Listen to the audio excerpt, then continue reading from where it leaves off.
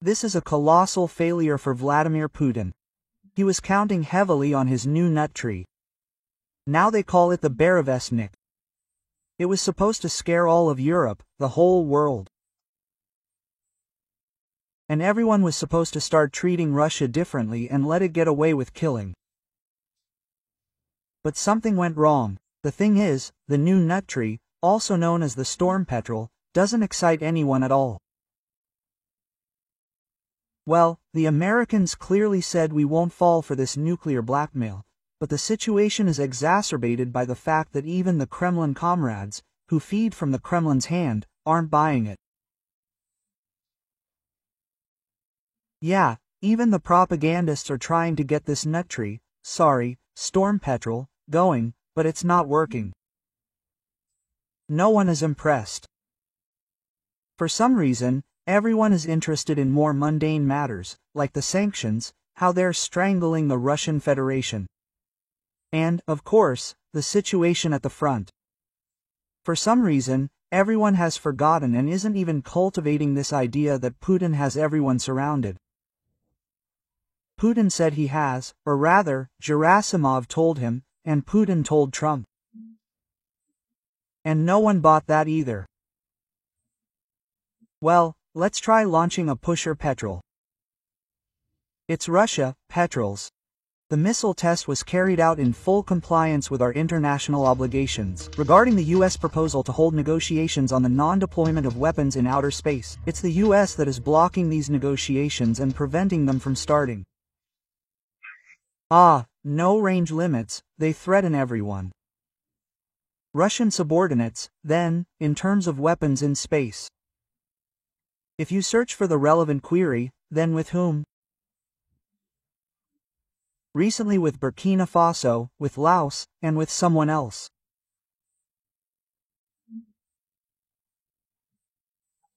But the point is that, in the opinion of this Russian reptile, they have something that should radically change the attitude towards the Russian Federation. There it is, flying somewhere. And where is it flying, by the way? Russia is ready to once again invite the United States to the negotiating table regarding preventing an arms race in space and preventing the deployment of weapons there. Incidentally, another topic that follows the military use of the БУРЕВЕСНІК is the civilian use of similar engines. Yes. Zhenya wants to fly to work on such a rocket, and that would be nice.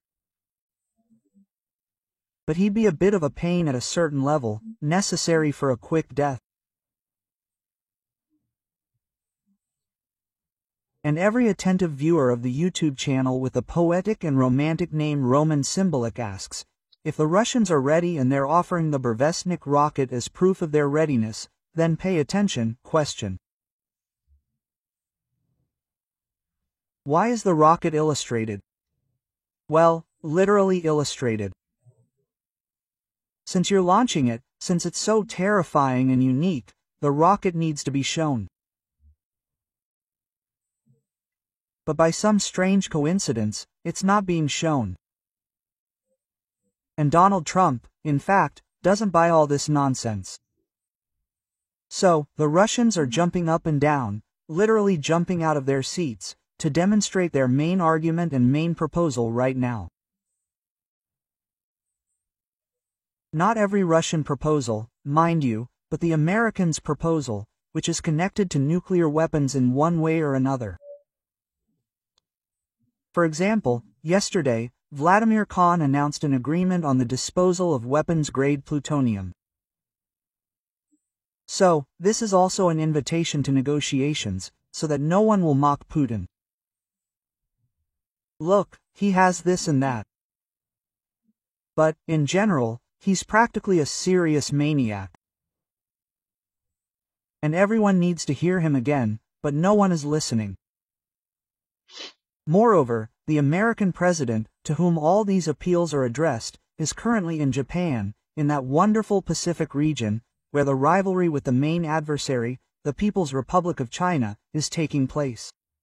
So, Donald Trump is hanging out at airfields, and, excuse me, not just airfields, but floating airfields, that is, aircraft carriers.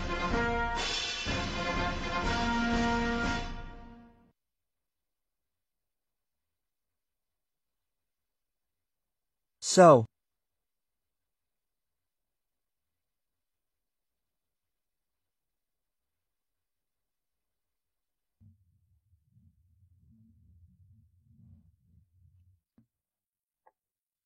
Donald Trump just spoke in Japan. Aboard the aircraft carrier George Washington. What do we have written here? Peace through the air.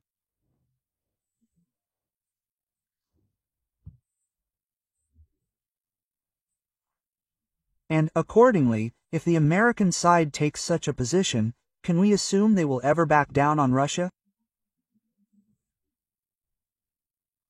It's practically impossible. And the more Vladimir Putin dabbles with weapons-grade plutonium, the sooner the United States will decide to transfer long-range missiles to Ukraine, even to the Tecumseh. Because right now, the American administration, apparently, is still focusing on sanctions pressure, on stifling them economically and not wasting missiles. But Vladimir Putin is the kind of guy who will convince everyone. So, what did Donald Trump say aboard the aircraft carrier? The United States will no longer act politically correct in defending the country and intends to win wars like no one before. Well, Trump is great, he's truly great. We'll support him in every way. I'm simply saying that when, and the country that's helping us, takes such a clear position, that is, they emphasize in every way that they want to maintain their leadership on this planet in the standoff with China, then the Russian scum, of course, must be tamed, but this is a must. That's what logic dictates. And, accordingly, the laws of geopolitics dictate this. So, against this backdrop, what's especially funny is that the swamp itself, well, since the petrol doesn't rise, doesn't fly, in a sense, but is engaged in, I would say, very mundane issues.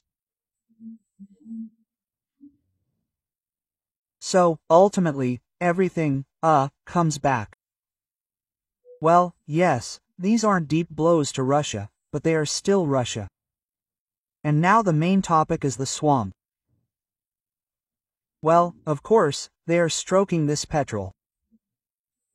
Of course, but in reality, they are worried about something completely different, which I'll tell you about now. Subscribe to my YouTube channel. Let's call a spade here. And yes, Russians, surrender, because what you're about to see will sooner or later be in Moscow, unless, of course, you stop. Well, judging by everything, they're unlikely to stop, and we're starting with a report from the Belgorod region. Over the past 24 hours, about 20 people were injured there by Ukrainian armed forces strikes, and special attention is now focused on the Belgorod Reservoir Dam. Poor women, battered Russian vehicles. It's just like ours. Oh, right, the Belgorod region is actively participating in a special military operation. And Belgorod is on the way to Moscow from several directions. So, what's up with the dam? Go ahead and report. It was partially destroyed after shelling from American systems. In the footage published online, which you can see now, you can see that the sluice gate is damaged and the water is receding, and quite quickly, under threat. What's going on there? Okay, I have to correct the Russian scam right away. So, those weren't American missiles. Trump told you the missiles were being sold to NATO. That is, they're being shipped to Europe, and the Americans have nothing to do with it. We're not there. Vianothia. Well, I mean, the Americans are in the Pacific region. Dozens of villages, home to about 1,000 people, are at risk of flooding. Regional authorities are calling the situation stable. However, as a precaution, they organize the evacuation of people to safe areas. Could populated areas be flooded? Of course they could. But this water flowed toward Russian positions, and therefore, toward Ukraine. And in the video, where Russian soldiers are swimming, there's a lot of it. Well, it's time for the people of Russia to listen to one Russian leader. This is Russia's grandfather Vanga. He foresaw everything in advance. He is addressing the residents of the Belgorod region and beyond with his main message. I strongly recommend that the residents of these cities leave them immediately. Leave immediately.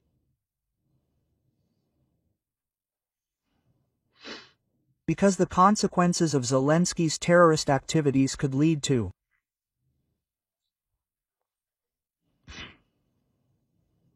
very serious and currently unpredictable results for the Ukrainian side.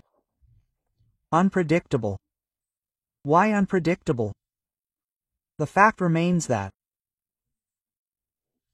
against the backdrop of this dam, the failure is actually the entire Volchansk direction, and there, some Russian units have been cut off, others are floating around, figuring out where to dry their pants. Basically, they're in no mood for an offensive.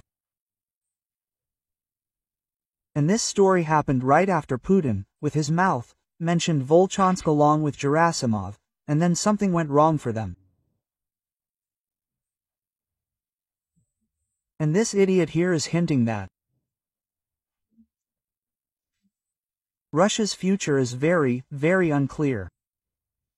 And it makes sense to leave Russian cities. Russians, in general, what do you think of this formulation?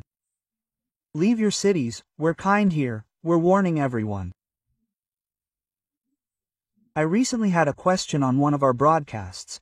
If the lights were turned off in Moscow, would that affect the mood in Russia at all? So the question was, will there be a revolution? Will they take to the streets? Will they? How do you want it? And will Muscovites want to hang Putin? That's a very, very interesting question, but be that as it may, the lack of electricity is the Achilles heel of the VVH.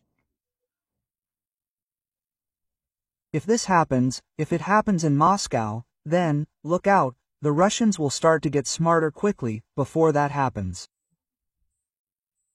But, we're on the right track. So, yesterday it became known that the Russian scum lost AK-52. Lost it near Moscow under very interesting circumstances. So, this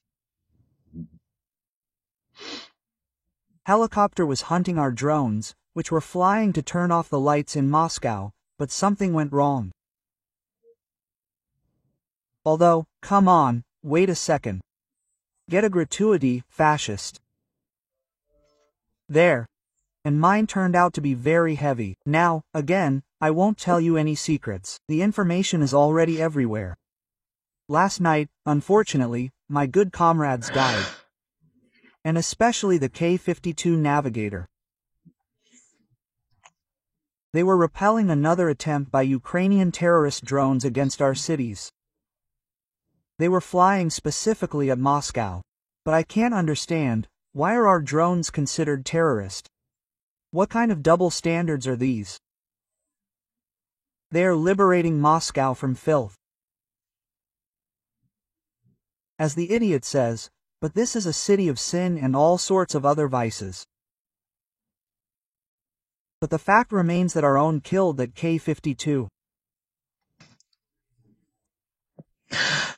Well, accordingly, they paid the highest price so that many of us could sleep peacefully tonight. Unfortunately, 2 young men, one of whom has 2 children, and one whose daughter was just born. Oh, how sad. We should probably be a little sad and sympathetic. But no, the Russian occupiers started the war. The Russian occupiers are dead. In this regard, I want to say that we're starting a new, significant fundraising drive, this time for the 104th Troops of the Russian Defense Forces Brigade.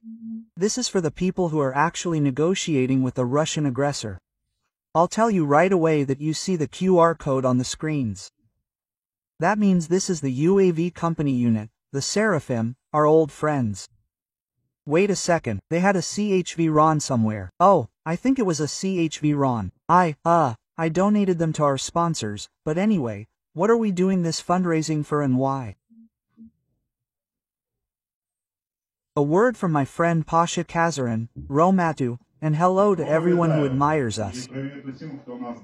My name is Pavlo Kazaran. I'm the company's lead sergeant. Shock UAV's Seraphim, and you know from the moment of our remaining video songs in our mouth. The songs of change arose as before we consecrated the army directly on Sumsky. Then now our company is fighting simultaneously on both Sumsky and Pokrovsky directly, and on Kupiansky. There are more direct routes and the demand has also increased. Until then, it's not just the Russians who are attacking us, but the Frosts and Frosts. That's why we need everything. Inverter generators, EcoFlow, Guma, well, drones. One simple detail has set our army against the army of the enemy. Just because they don't have enough volunteers, we only have volunteers. They don't have a lot of donations, but we can distribute Zokrima and Na. Also behind this card and this card, everything will come to it. It will be directly aimed at covering our most pressing needs. Roma, for you and for the honorees. Actually, not just a subscriber, but a patron of the arts. Our patron in the First Army of the world. Therefore, the QR is on the screen and the corresponding details will be in the description. Well, we continue. The fact is that against the backdrop of everything that is happening, sanctions are making them very, very sick. This means that no one reacts to the petrol, but they react to American sanctions. It's just come to light that India has put the brakes on its purchases of Russian oil until, what do you call it, there's more clarity. Against this backdrop, the most staunch comrades in Vladimir Putin's camp are reacting. Yes, they've been a bit vocal, but what's the point? They've pulled it off, given everything else going on. Well, in short, no one's reacting to the storm. The Kremlin thought they'd react to a Tuvan general, a degenerate. Here he is, giving a huge interview and saying that Shoigu is talking about this and accusing the West of intending to fragment Russia into dozens of small states. That's what I'm thinking. Are there any contradictions in this proposal? If it will help make the planet safer, then why not go for it? Of course, Western countries are objectively very afraid of this. There are a ton of unpredictable consequences, and so on and so forth. But if we continue to strangle the Russians, the less money they have for war, the more they'll think about internal stability and development. And that's an absolute fact. Moreover, can you imagine how far the storm petrol flies? I was even surprised that instead of threatening the United States, well, in my opinion, the threat has been dropped and it's no longer a threat to anyone. The comrades decided to think about how they'll retake Kaliningrad. Yes, for some reason they don't want to talk about the situation on the battlefield in Ukraine. Perhaps they can't find a way to encircle it. And the theses they're making, they're saying that Russia is, in fact, just in a mess. They want to propose now. Brussels is proposing to the Baltic states in the Emirate, this particular one, to try to irritate Russia and see what happens. If Russia takes aggressive steps against Lithuania after such demonstrations, great, the EU will defend its member.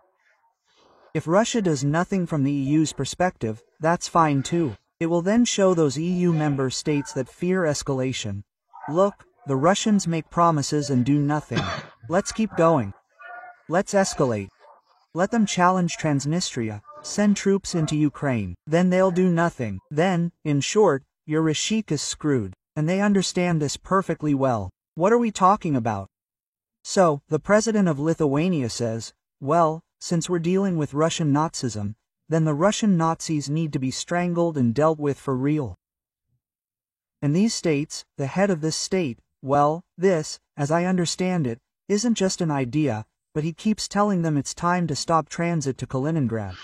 Yes, this is a blockade. Yes, this is escalation. Yes, it's not Putin who's escalating now. No, no, no, he's waving a limp hazelnut, aka the storm petrel. And this whole swamp issue is evoking a whole lot of emotion. I mean, can they respond militarily? They can't. If they remain silent, what does that mean? That the yoke has weakened so much that it can continue to be kicked. And they're actually doing this all around the perimeter. Their main question now is, will China surrender Russia? By the way, it's no coincidence that Trump is hanging out in Japan. It's all preparation for a meeting with Comrade Xi Jinping. They have their own affairs in the region. And Russia, as many think, will fade into the background, but I don't think so. No, no, no. Listen, they're too loud, and their mouths stink too much.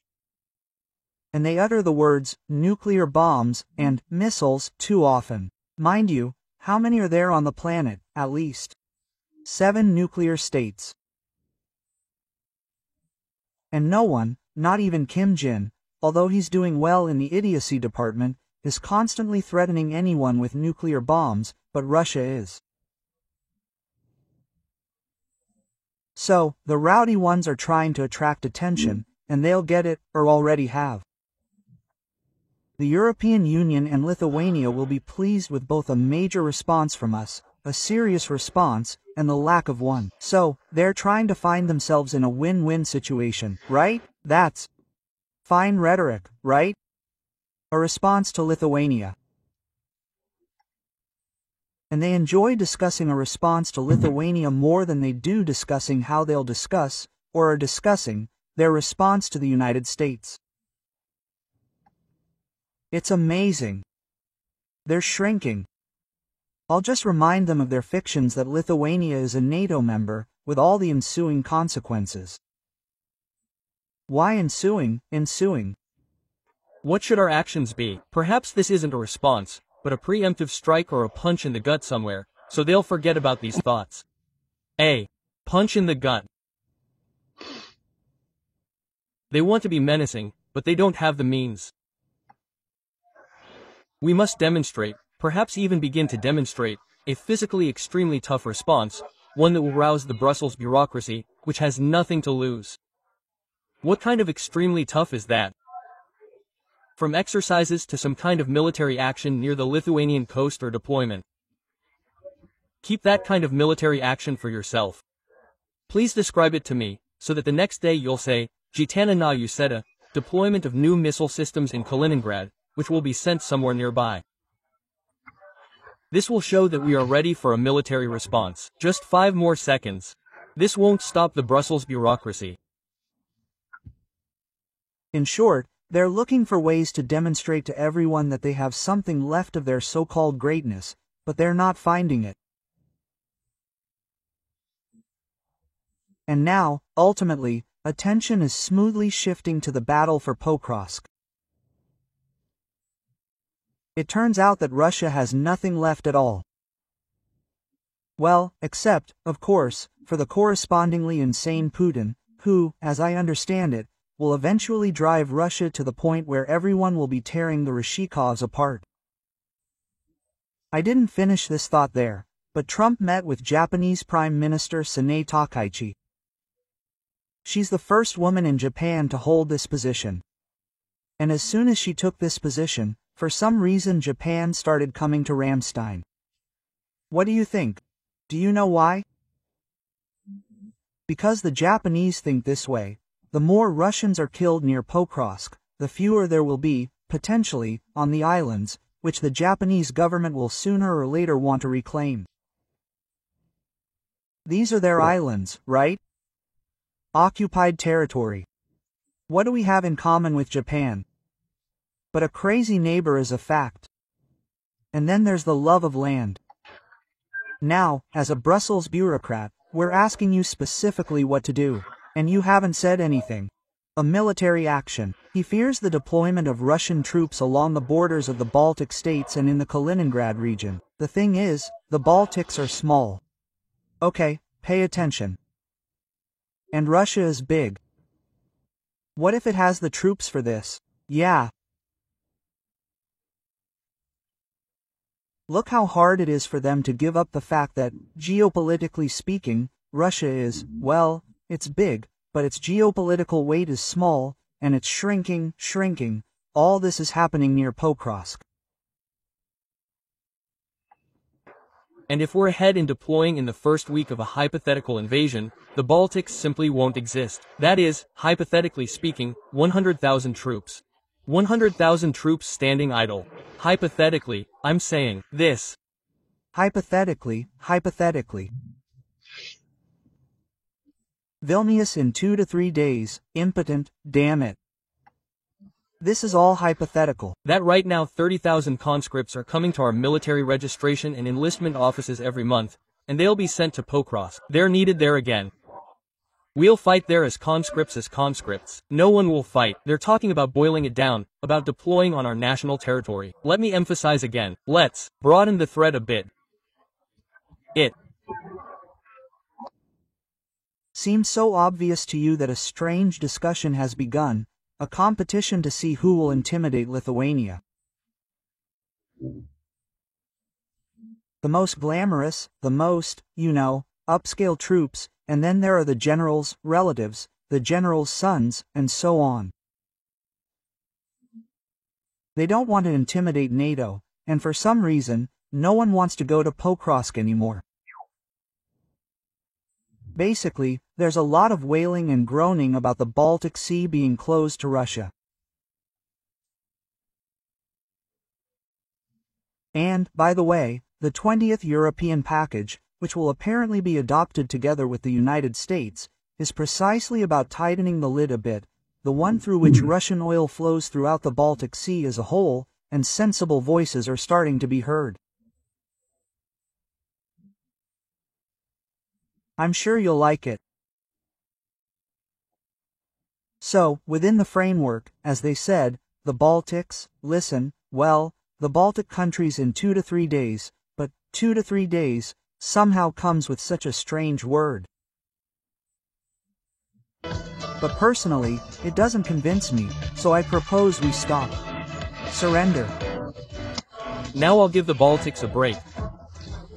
No, I propose we tighten things up again.